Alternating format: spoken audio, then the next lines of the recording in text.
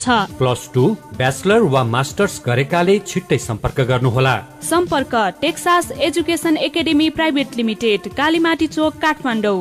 Phone number 4270 710 4270 710।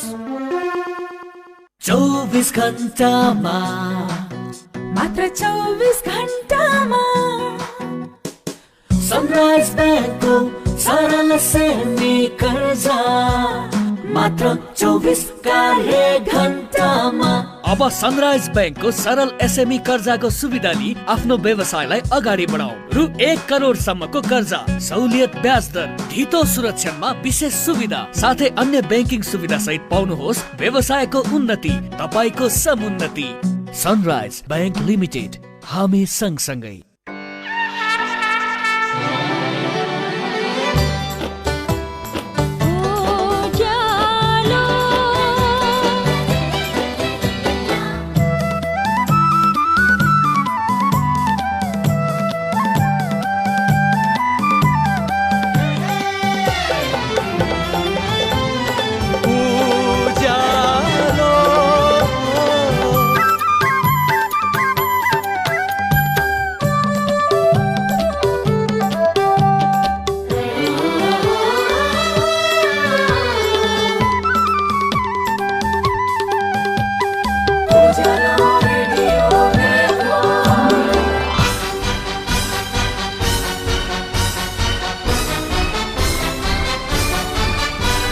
सीधा कुरा, प्रश्न विचार। उज्यालो रेडियो नेटवर्क। अहिले बेलुकीको 8 बज्यो।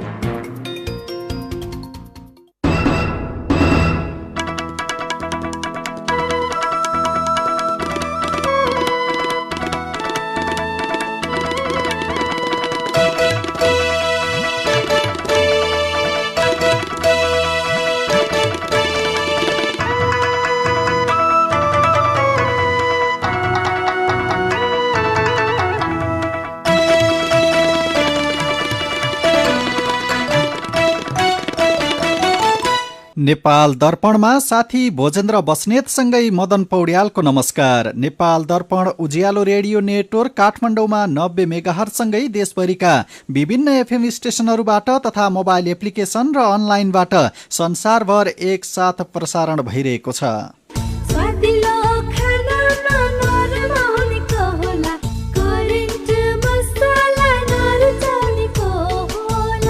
नेपाल दर्पणको साथमा करेन्ट मसला र करेन्ट चिया, स्वादको झट्का। नेपाल दर्पण सुरु गरौं मुख्य खबरका शीर्षकहरूबाट। सरकार र विप्लव समूह बीच 3 बुँदे सहमति, विप्लव माथिको प्रतिबन्ध फुकुवा। सहमतिले अहिलेको संसदीय अङ्कगणितमा फरक नपार्ने राजनीतिक विश्लेषक सुवेदीको दाबी। विप्लव र सरकारका बीचमा भएको सहमतिका कारणले संसदीय राजनीति, संसदीय गणितमा केही प्रभाव पार्दैन। गएको वर्षको आर्थिक वृद्धि दर ऋणात्मक, अर्थतन्त्रमा भूकम्प र नाकाबन्दी भन्दा कोरोना महामारीले बढी क्षति। वसन्तयामका लागि सगरमाथा आरोहण खुल्ला, बाटो बनाउने टोली आधार शिविर गयो। बहराइनका राजकुमार सहितको टोली सगरमाथा आरोहणका लागि नेपाल आउने। म्यानमारमा भइरहेको रक्तपात घृणित र अधिकार विरोधी भएको संयुक्त राष्ट्रसङ्घको टिप्पणी, प्रदर्शनकारीको हत्या र दमन रोक्न आग्रह। र शहीद स्मारक बी डिभिजन लिगमा श्री भगवतीले झम्सी खेललाई हरायो, आरसिटी र श्रीकुमारी क्लबले बराबरी खेले। राप्ती इन्जिनियरिङ कलेज घोराही दाङको विद्यार्थी भर्ना सम्बन्धी सूचना। स्थापनाको पहिलो ब्याचमै इन्जिनियरिङ कार्यक्रमतर्फ पोखरा विश्वविद्यालय प्रथम तथा बीसीए तर्फ 5औं ब्याचमा गोल्ड मेडल प्राप्त गर्न सफल। लुम्बिनी प्रदेशकै उत्कृष्ट आइएसओ सर्टिफाइड यस कलेजमा बीई सिभिल र बीसीए कार्यक्रममा भर्ना खुलेकाले इच्छुक विद्यार्थीले तुरुन्त सम्पर्क गर्नुहोला। सम्पर्क Rapti engineering college Ghorahi Dang. Phone 082 562 601 98 578 35 990 98 578 31 684। संस्कार र संस्कृति के हो भन्ने त सबले बिर्सिसके आजकल। आफ्नो त यही यति कार्पेट नै हो, यो बाहेक को नै छ र मेरो आफ्नो। विगत 30 वर्षदेखि तपाईको जीवनलाई खुशी र रंगीन बनाउँदै आइरहेको नेपालकै पहिलो र उत्कृष्ट जर्मन प्रविधिबाट उत्पादित वर्षौंसम्म टिक्ने उच्च गुणस्तरीय यति कार्पेट सुन्दर इज सुन्दर, अलवेज सुन्दर। यति कार्पेट किन्दा पछाडि सुन्दरको लोगो हेरेर नभुल्नुहोला। यति कार्पेट हाम्रो संस्कृति। कृषि तथा वन विज्ञान विश्वविद्यालय, पशु विज्ञान, पशु चिकित्सा र मत्स्य विज्ञान संकाय रामपुर चितवनमा नयाँ विद्यार्थी भर्ना सम्बन्धी सूचना। पशु विज्ञान, पशु चिकित्सा र मत्स्य विज्ञान संकायमा शैक्षिक सत्र 2077-78 को लागि BBSc एन्ड AS र BSc फिशरिजमा अनलाइन प्रक्रियाद्वारा विद्यार्थी भर्ना आवेदन खुलेको हुँदा इच्छुक विद्यार्थीहरूले आवेदन दिनुहुन सूचित गरिन्छ। आवेदन दिने अन्तिम मिति यही फागुन 22 गते राति 12 बजेसम्म। प्रवेश परीक्षा फागुन 29 गते। विस्तृत जानकारीका लागि विश्वविद्यालयको वेबसाइट www.afu.edu.np मा हेर्न सकिनेछ। उज्यालो रेडियो नेटवर्कबाट प्रसारण भइरहेको नेपाल दर्पणमा अब सुनौ पूरा खबर। सरकार र नेत्र विक्रम चन्द विप्लव समूहबीच 3 बुँदे सहमति भएको छ। बालुवाटारमा आज भएको वार्तामा 3 बुँदे सहमति भएको हो। सहमति अनुसार विप्लवले आफ्ना सबै राजनीतिक विषयहरूको समाधान संवादका माध्यमबाट गर्ने, आफ्ना सबै राजनीतिक क्रियाकलापहरू शान्तिपूर्ण रूपमा सञ्चालन गर्ने उल्लेख छ। यस्तै सरकारका तर्फबाट विप्लवमाथि लगाएको प्रतिबन्ध हटाउने, पक्राउ परेका विप्लवका सम्पूर्ण कार्यकर्ता रिहाई र मुद्दा खारेजी लगायत छन्। सहमति अनुसार आज बसेको मन्त्री परिषद बैठकले प्रतिबन्ध फुकुवा गर्ने निर्णय गरेको छ। सहमतिको विस्तृत विवरण भने भोलि दिउँसो 2 बजे सार्वजनिक गर्ने सरकारी वार्ता टोलीले जारी गरेको विज्ञप्तिमा उल्लेख छ। सरकारी वार्ता टोलीका संयोजक एवं गृहमन्त्री रामबहादुर थापा र विप्लव समूहको वार्ता टोली संयोजक एवं प्रवक्ता खड्गबहादुर विश्वकर्माले सहमतिमा हस्ताक्षर गर्नुभएको छ। आफ्नै पार्टी नेकपा भित्रको किचलो बढेका बेला प्रधानमन्त्री केपी शर्मा ओली नेतृत्वको सरकारले नेत्र विक्रम चन्द समूहसँग 3 बुँदे सहमति गर्दै प्रतिबन्ध फुकुवा गरेको छ। विभिन्न अपराधिक गतिविधिमा संलग्न भएको भन्दै सरकारले 2075 सालको फागुन 28 गतेदेखि विप्लव समूहमाथि प्रतिबन्ध लगाएको थियो। साथै टेकमान साक्यले राजनीतिक विश्लेषक झलक सुवेदीलाई घरभित्रको झगडा नमिलाई विप्लव समूहसँग 3 बुँदे सहमति गर्नुको अर्थ के हो भनेर सोध्नु भएको छ। 5-7 वर्ष यता उनले जे अनुभव गरे त्यसबाट चाहिँ अब त्यो बाटो सम्भव छैन भन्ने निष्कर्षमा पुगेको यो सहमतिले देखाउँछ।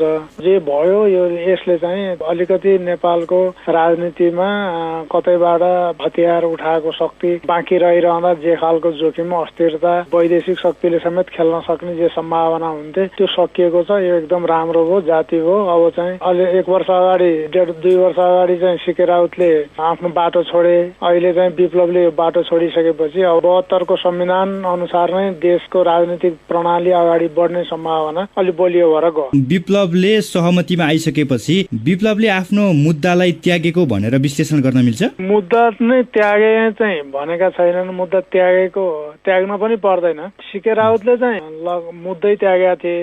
विप्लवलाई मुद्दा त्याग्नु पर्ने बाध्यता छैन।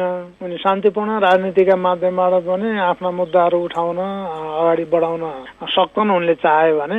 तर अहिलेसम्म कुरा प्रष्ट नआइसकेको र केही विप्लव पनि यो सरकारमा सामेल भएर जान चाहेको जस्तो संकेत अथवा चर्चाहरू रहिरहेको सन्दर्भमा उनको यो ठ्याक्कै पटाक्षेप कसरी हुने हो भन्ने कुरा चाहिँ भोलि क्लियर होला। किनभने त्यो 3 बुँदे सहमतिमा चाहिँ एजेन्डाको सहमति देखिएन नि, हैन? संवादबाटै हल गर्ने र शान्तिपूर्ण राजनीति गर्ने भन्ने जुन वचन विप्लव समूहबाट आएको छ त्यसले चाहिँ अब उहाँहरूले चाहेका मुद्दा उठाइरहन पाउनुहुने भयो, उठाउनु हुने भयो। त्यो नै अहिले चाहिँ हाम्रो देशको राजनीतिक कार्यसूची बन्छ भन्ने मलाई लाग्दैन। अब यतिन्जेलसम्म चाहिँ विप्लव समूहले भूमिगत राजनीतिमा फर्केर जुन खालका गतिविधिहरू गरिरहेका थिए यो सबै गतिविधिहरू प्रचण्ड पक्षधर व्यक्तिहरूलाई दबाउनको लागि गरिएको थियो? दबाउनको लागि होइन। प्रचण्डहरूले हामीलाई धोका दिए, क्रान्तिप्रति गद्दारी गरे भन्ने एजेन्डा चाहिँ उठाएर हिँडेको र त्यो प्रचण्डहरूलाई कमजोर नबनाइकन शक्ति आर्जन गर्न सकिन्न भन्ने ठानेको हुनाले प्रचण्डका विरुद्ध लक्षित जस्तो देखिए भने अब उनीहरूको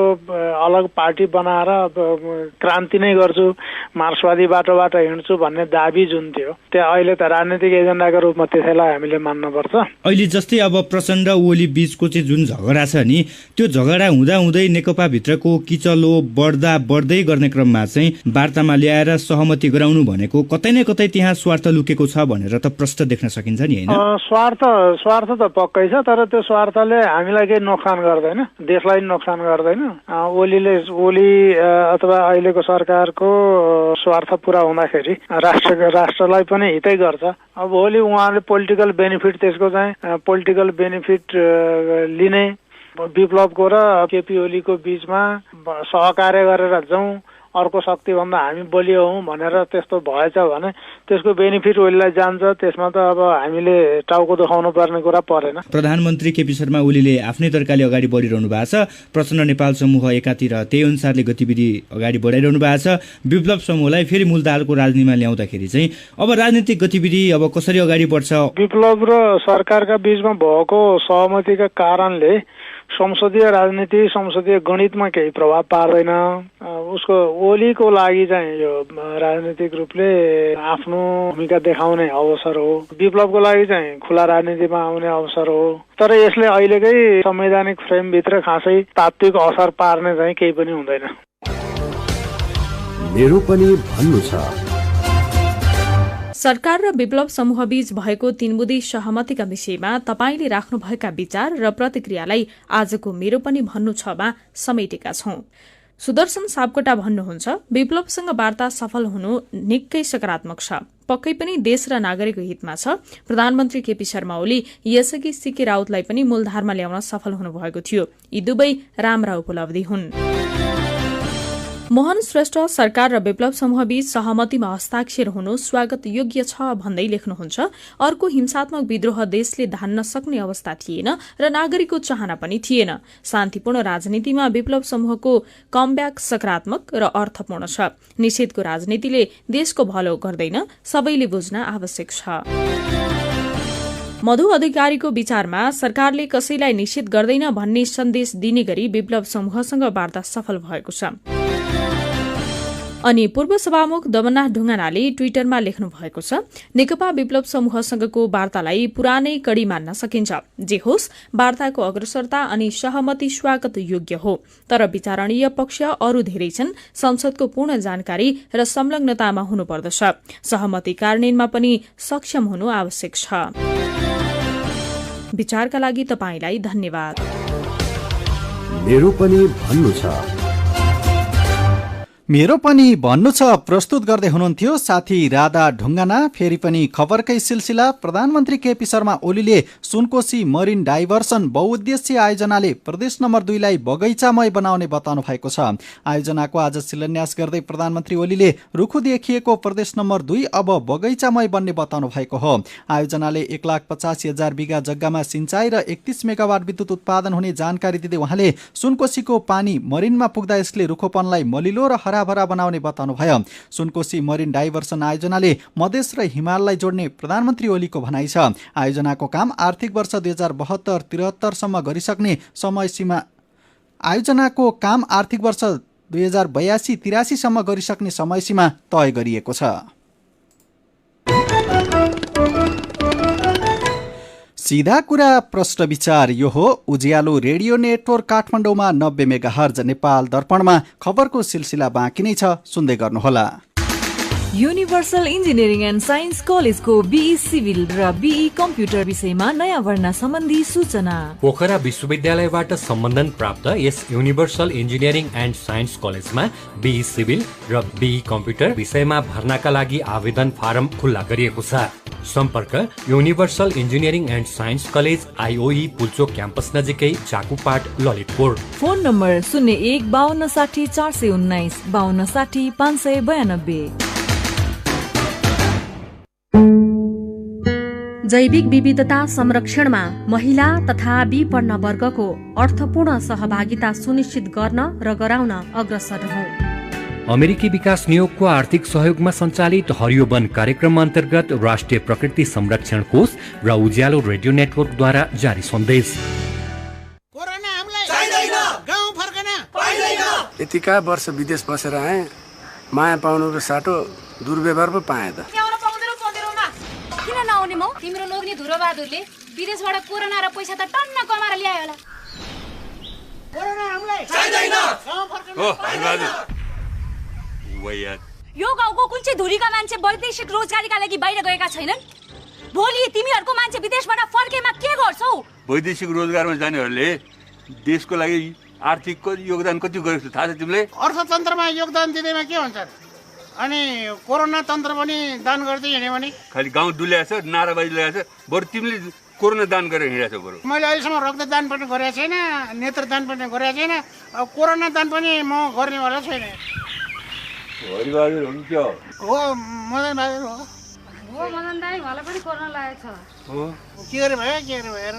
ल मैले भने होइन तिमीले अब म कसैलाई पनि त्यस्तो दुर्व्यवहार पनि गर्दिनँ, अनि वैदेशिक रोजगारबाट फर्केको मान्छेहरूलाई म सम्मानपूर्वक आँखाले हेर्छु। सार्वजनिक हितका लागि नेपाल सरकार र स्विजरल्याण्ड सरकारको द्विपक्षीय सम्झौता अन्तर्गत श्रम, रोजगार तथा सामाजिक सुरक्षा मन्त्रालयको नेतृत्वमा हेल्वेटास नेपालको प्राविधिक सहयोगमा सञ्चालित सुरक्षित आप्रवासन परियोजना सामीद्वारा जारी सन्देश। Corona capsule. कोरोना क्याप्सुलमा अब डोजका कुरा, खोपका कुरा। नमस्कार, म कृष्णा ताम्राकार। मिलिजुली बनाउँदै बाँडीचुडी खाँदै अब तयार पारिने कोरोनाका थप क्याप्सुलहरू कानले सुन्ने, मनले गुन्ने र कोरोनाबाट बच्न खोप लगाउने विषयमा केन्द्रित हुनेछन्। भोलिदेखि फेरि सुरु हुँदैछ काया कैरनमा कोरोना क्याप्सुल।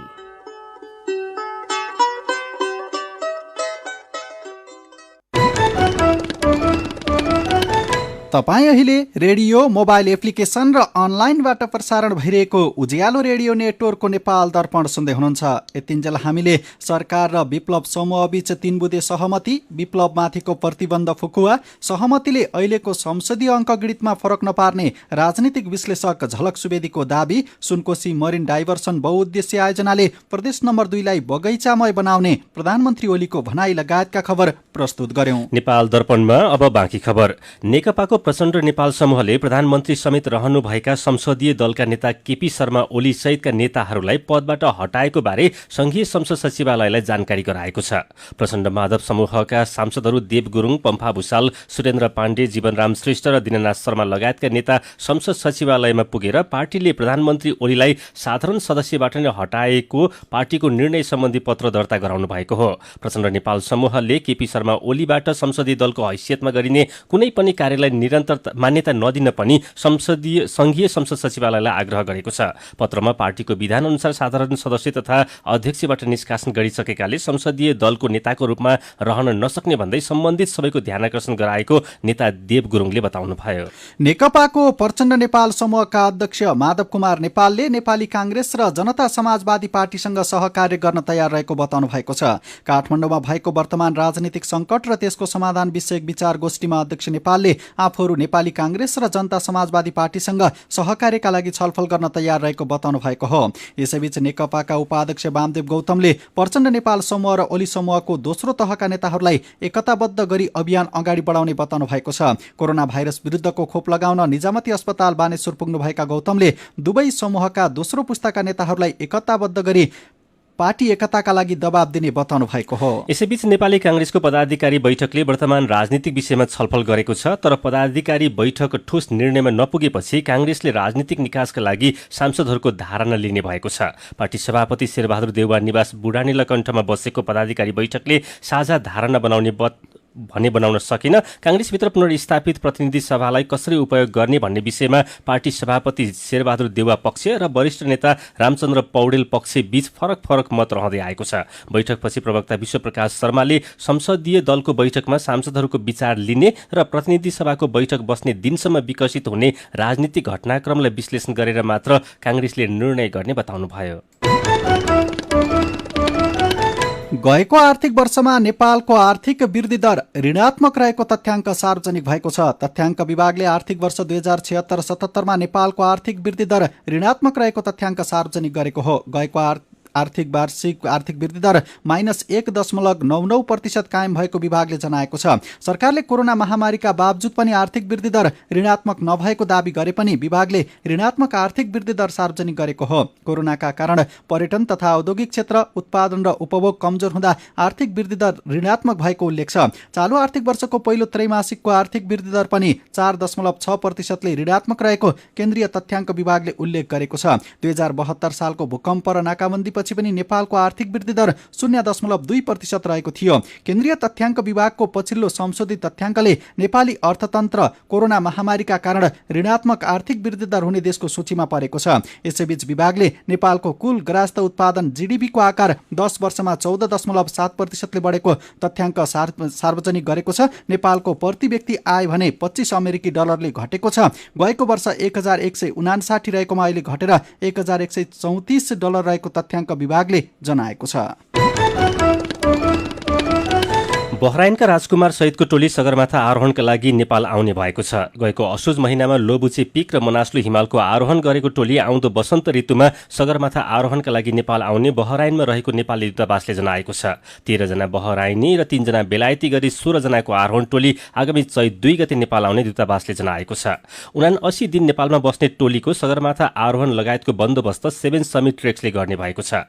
पर्यटन विभागले वसन्तयामका लागि सगरमाथा लगायत हिमाल आरोहण खुल्ला गरेको भए पनि अहिलेसम्म कसैको पनि आवेदन भने परेको छैन। आगामी वसन्तयाममा झण्डै 300 हाराहारी विदेशी आरोही सगरमाथा आरोहणमा जान सक्ने प्रक्षेपण गरेको भए पनि अहिलेसम्म कसैले पनि अनुमति नलिएका पर्यटन विभागका निर्देशक मीरा आचार्यले बताउनुभयो। अनुमति नलिए पनि कतिपय प्रक्रियामा रहेको र बहराइनका राजपरिवारका सदस्य आउने कुरा जानकारीमा आएको उहाँले बताउनुभयो। राजपरिवारका सदस्य आरोहणमा आउँदा यसले नेपाल सुरक्षित पर्वतारोहण रहेको सन्देश जाने भएकोले महत्त्वपूर्ण हुने उहाँको भनाइ छ। गएको वर्ष कोरोना महामारीका कारण सरकारले वसन्तकालीन आरोहण स्थगन गरेको थियो। यस वर्ष आरोहण खुल्ला गरेसँगै 8 जना आइसफल डाक्टरहरू बाटो बनाउनका लागि सगरमाथाको आधार शिविरतर्फ गइसकेका निर्देशक आचार्यले बताउनुभयो। विभागले सगरमाथा आधार शिविर माथिको खुम्बु आइसफल हुँदै पहिलो शिविरसम्मको बाटो बनाउने जिम्मा सगरमाथा प्रदूषण नियन्त्रण समितिलाई दिएको छ। पछिल्लो 24 घण्टामा देशभर 107 जनामा कोरोनाको संक्रमण पुष्टि भएको छ। स्वास्थ्य तथा जनसङ्ख्या मन्त्रालयका अनुसार 5536 जनाको पीसीआर परीक्षण गर्दा 107 जनामा संक्रमण पुष्टि भएको हो। यो सँगै नेपालमा कोरोना संक्रमण पुष्टि हुनेको संख्या 2,74,488 पुगेको छ। यस्तै पछिल्लो 24 घण्टामा 78 जना संक्रमित निको भएसँगै संक्रमण मुक्त हुनेको संख्या 2,70,683 पुगेको छ। संक्रमित मध्ये 3,010 जनाको ज्यान गएको छ भने 795 जना सक्रिय संक्रमित रहेको स्वास्थ्य तथा जनसङ्ख्या मन्त्रालयले जनाएको छ। सीधा कुरा प्रश्न विचार यो हो उज्यालो रेडियो नेटवर्क काठमाडौँमा 90 मेगाहर्ज। नेपाल दर्पणमा खबरको सिलसिला बाँकी नै छ, सुन्दै गर्नुहोला। ओहो महेशजी, हिजोको कार्यक्रममा तपाईले धारा प्रवाहका साथ बोल्नु भएको देखेर म त छक्कै परे। हिजो आज त हेर्दा पनि एकदमै प्रोफेसनल र आत्मविश्वासी देखिनुहुन्छ। यो सबै परिवर्तन त निपमा पब्लिक स्पिकिङ तालिम लिएपछि भएको हो नि। हजुर, वाक शक्ति, व्यक्तित्व तथा क्षमता विकास गरी विभिन्न क्षेत्रमा सफल हुनका लागि एकदमै उपयोगी पब्लिक स्पिकिङ तालिममा सहभागी हौ। सम्पर्क Nepal entrepreneurship education foundation nif, Bagbazar Kathmandu. Phone number 42 38 545 4238545। Everest bank रहेको बिल्डिङको 3rd फ्लोर। भर्ना खुल्यो। National College of Engineering Satdobato Talchikhel Lalitpur. 2 दशकदेखि इन्जिनियरिङ शिक्षामा समर्पित त्रिभुवन विश्वविद्यालयबाट सम्बन्धन प्राप्त ISO 9001:2015 सर्टिफाइड दक्ष तथा अनुभवी प्राध्यापकहरूद्वारा पढाइने आफ्नै प्रिमिसियसमा सञ्चालित हाम्रा कोर्सहरू bachelor in civil engineering, computer engineering, electrical engineering तथा electronics communication and information engineering. थप जानकारीका लागि National College of Engineering Satdobato Talchikhel Lalitpur. Phone number 01 51 51 387 51 51 387। Website www.nce.edu.np। NCE quality for excellence. मेरा छोराछोरीको सपना अन्तर्राष्ट्रिय स्तरको उच्च शिक्षा। म पनि यस्तै चाहन्छु। मलाई विश्वास छ हाम्रो सपना र चाहनालाई पूरा गर्छ नेपाल जापान सेवा सेन्टरले। हजुर, उच्च शिक्षाको लागि जापानको जुनसुकै सिटीमा अध्ययन गर्न र जापानिज भाषा सिक्नको लागि हामी तपाईको साथमा छौं। सम्पर्क Nepal Japan Sewa Centre, Nagpokhari Kathmandu. Phone number 44 28 242 44 28 242। Come once, you will certainly be benefited. विभिन्न रेडियो स्टेशनबाट मेचीदेखि महाकालीसम्म र मोबाइल एप्लिकेसन तथा अनलाइनबाट संसारभरि एकसाथ प्रसारण भइरहेको नेपाल दर्पणमा तपाईलाई फेरि स्वागत छ। अब बाँकी खबर। त्रिभुवन विश्वविद्यालयले आफ्नो वार्षिक परीक्षालाई विश्वसनीय तथा व्यवस्थित बनाउन सबै परीक्षा केन्द्रहरूमा सीसी क्यामेरा राख्ने भएको छ। आगामी चैत 20 गतेपछि हुने सबै परीक्षा हलमा सीसी क्यामेरा राख्न भन्दै त्रिवी परीक्षा नियन्त्रण कार्यालयले परीक्षा सञ्चालन गर्ने केन्द्रहरूलाई चैत 20 गतेभित्र सीसी क्यामेरा जडान गरिसक्न निर्देशन दिएको छ। नेप्से परिसूचक आज 90 अङ्क भन्दा धेरैले बढेको छ। नेप्से 90.27 अङ्कले बढेर 2506.28 अङ्कमा पुगेको हो। आज 206 कम्पनीका 1,66,22,763 किता शेयर 6,05,81,00,000 रुपैयाँमा किनबेच भएका छन्। नेपाल शहरी शासकीय र पूर्वाधार आयोजनाले शहरी पूर्वाधार निर्माण र शहरी शासकीय क्षमता विस्तारका लागि विभिन्न 12वटा नगरपालिकासँग सशर्त अनुदान सम्झौता गरेको छ।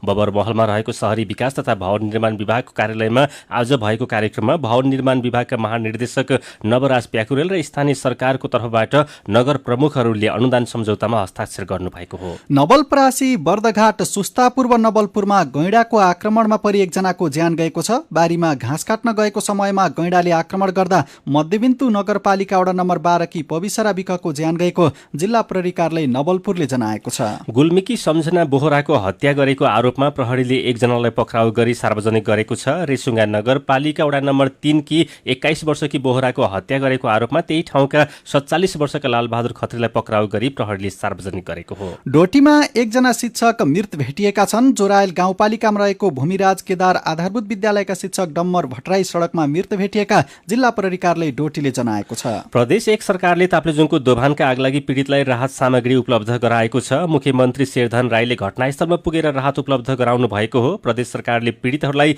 1800 किलो चामल, 250 किलो दाल, नुन, तेल लगायतका खाद्यान्न र म्याट्रिस लगायतका सामग्री वितरण गर्नुभएको प्रदेश सरकारले जनाएको छ। महोत्तरीको मनरा सिसुवा नगरपालिकामा एकैसाथ 5 दर्जन बढी नीलगाई देखिएका छन्। नीलगाई लोपोन्मुख वन्य जन्तुको सूचीमा पर्छ। अछामका विभिन्न सामुदायिक वन क्षेत्रमा एक हप्तादेखि लागेको डढेलो अझै नियन्त्रणमा आउन सकेको छैन। मंगलसेन, कमल बजार, बान्नीगढी, जयगढ, चौरपाटी, रामा रोशन लगायतका पालिकाका सामुदायिक वन तथा राष्ट्रिय वनहरूमा डढेलो लागेको हो। नेपाल कृषि अनुसन्धान परिषदले चितवनमा राष्ट्रिय पशु तथा मत्स्य अनुसन्धान कार्यशाला गोष्ठी गरेको छ।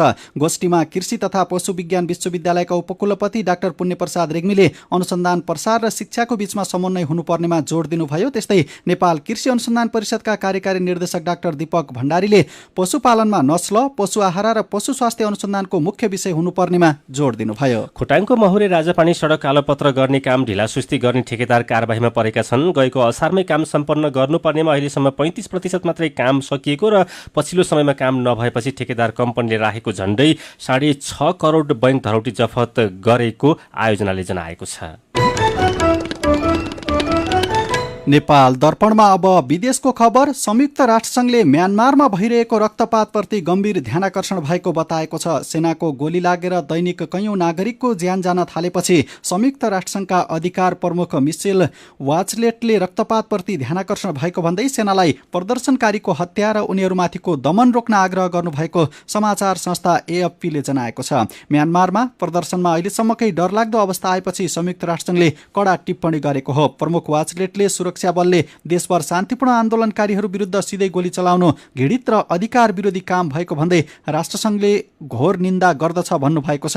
संयुक्त राष्ट्रसङ्घले घाइतेलाई उद्धार गर्न पुगेका आपतकालीन स्वास्थ्य कर्मचारी र एम्बुलेन्स विरुद्ध पनि आक्रमण हुनु घोर आपत्तिजनक कार्य भएको बताएको APFले जनाएको छ। म्यानमारमा फेब्रुअरी 1 मा सेनाले कु गरेर सत्ता कब्जा गरेपछि भएका प्रदर्शनमा कम्तीमा 54 जना मानिसको ज्यान गएको छ।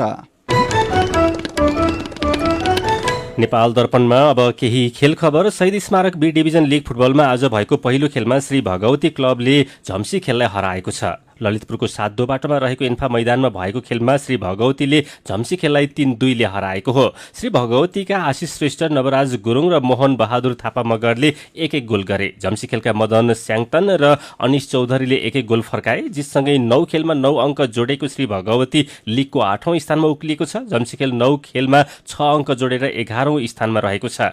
यस्तै इन्फा मैदानमै आज भएको दोस्रो खेलमा रानीपोखरी कर्नर टिम RCT र श्रीकुमारी क्लबले बराबरी खेलेका छन्। आरसीटी र श्रीकुमारी क्लबले 1-1 गोलको बराबरी खेल्दै अङ्क बाँडेका छन्। अजित गुरुङले गोल गर्दै आरसीटीलाई अग्रता दिलाएका थिए, तर श्रीकुमारीका युवराज राईले गोल गरेपछि खेल बराबरी भयो। बराबरीसँगै आरसीटीले 9 खेलमा 13 अङ्क जोडेको छ। आरसीटी लिगको 5औं स्थानमा छ। श्रीकुमारी 9 खेलमा 8 अङ्क जोडेर 9औं स्थानमा छ। पाकिस्तान प्रिमियर लिग स्थगित भएको छ। प्रिमियर लिग स्थगित भएपछि नेपाली क्रिकेटर सन्दीप लामिछाने स्वदेश फर्किने भएका छन्। सन्दीप लाहोर कलन्दर्समा अनुबन्ध भएका थिए। पीएसएल खेलिरहेका केही खेलाडीमा कोरोना देखिएपछि पाकिस्तान क्रिकेट बोर्डले प्रतियोगिता स्थगित गरेको हो। भारतसँगको चौथो टेस्टको पहिलो पारीमा पाहुना टोली इङ्ल्यान्ड अल आउट भएको छ। अहमदाबादमा टस जितेर पहिले ब्याटिङ गरेको इङ्ल्यान्ड 205 रनमा अल आउट भयो। इङ्ल्यान्डका बेन स्टोक्सले सर्वाधिक 55 रनको अर्धशतकीय पारी खेले। यस्तै डान लरेन्सले 46, ओली पोपले 29, जोनी बयस्ट्रोकले 28 रन बनाए। इङ्ल्यान्डलाई पहिलो पारीमा सस्तैमा समेट्न भारतका अक्षर पटेलले 4, रविचन्द्रन आश्रिमनले 3 तथा मोहम्मद सिराजले 2 विकेट लिए। आजै पहिलो पारी थालेको भारतले 1 विकेट गुमाएर 24 रन बनाएको छ। 4 टेस्टको श्रृङ्खलामा भारत 2-1 ले अगाडि छ। यो टेस्ट जितेमा वा बराबरी खेलेमा पनि भारत विश्व टेस्ट च्याम्पियनसिपको फाइनलमा पुग्नेछ। भारत पराजित भएमा अस्ट्रेलिया विश्व टेस्ट च्याम्पियनसिपको फाइनलमा पुग्नेछ। र श्रीलङ्कासँगको पहिलो 2020 वेस्ट इन्डिजले 4 विकेटले जितेको छ। जितका लागि पाएको 132 रनको लक्ष्य वेस्ट इन्डिजले 13 ओभर 1 बलमा 6 विकेट गुमाउँदै पूरा गर्यो। खेलमा वेस्ट इन्डिजका कप्तान काइरन पोलार्डले 6 बलमा 6 छक्का हानेका छन्। श्रीलङ्कासँगको 3 2020 श्रृङ्खलामा वेस्ट इन्डिजले 1-0 को अग्रता लिएको छ। दोस्रो खेल शनिबार हुनेछ। खेल खबरसँगै उज्यालो रेडियो नेटवर्कबाट प्रसारण भइरहेको नेपाल दर्पणको समय सकिने लागेको छ। बिदा हुनु अघि आजका मुख्य खबरका शीर्षकहरू फेरि एकपटक। सरकार र विप्लव समूह बीच 3 बुँदे सहमति। विप्लवमाथिको प्रतिबन्ध फुकुवा। सहमतिले अहिलेको संसदीय अङ्कगणितमा फरक नपार्ने राजनीतिक विश्लेषक झलक सुवेदीको दाबी। गएको वर्षको आर्थिक वृद्धि दर ऋणात्मक। अर्थतन्त्रमा भूकम्प र नाकाबन्दी भन्दा कोरोना महामारीले बढी क्षति। वसन्तयामका लागि सगरमाथा आरोहण खुल्ला। बाटो बनाउने टोली आधार शिविर गयो। बहराइनका राजकुमार सहितको टोली सगरमाथा आरोहणका लागि नेपाल आउने। म्यानमारमा भइरहेको रक्तपात घृणित र अधिकार विरोधी भएको संयुक्त राष्ट्रसङ्घको टिप्पणी। प्रदर्शनकारीको हत्या र दमन रोक्न आग्रह।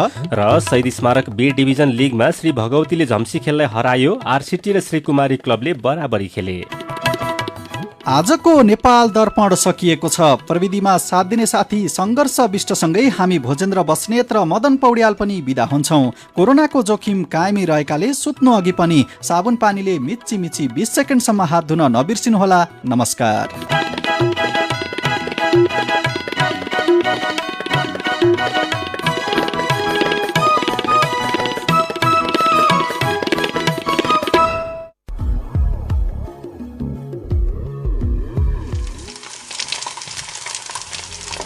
पानीको धारा त बन्द भयो, तर ग्यास सिलिन्डरको रेगुलेटर चाहिँ बन्द गर्नुभयो त?